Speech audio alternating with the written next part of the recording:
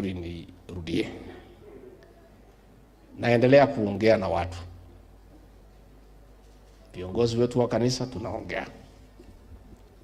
Wafanyi biashara wetu tunaongea. Professionals wetu tunaongea. Hao viongozi wale wako na akili na wanapenda watu wetu tunaongea. Januari hii nitamueleza vile tumesikizana.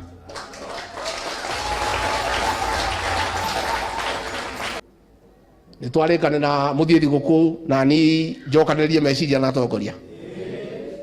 Uria tukauga Januari ni hau. Twarikane na njĩra ĩno nĩ ũyũ.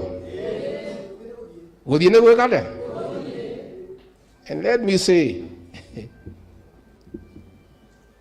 this mountain, next year, the political movement that will start in this mountain, 202 will look like a joke.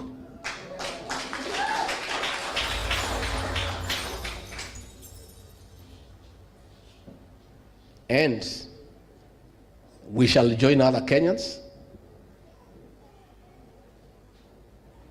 to get on the right trajectory and define our destiny.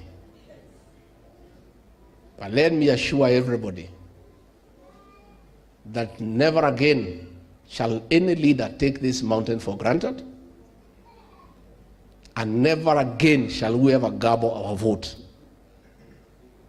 Our vote will be well organized, well calculated, well anchored and protected, so that the mountain will never find itself in a very awkward position we find ourselves in.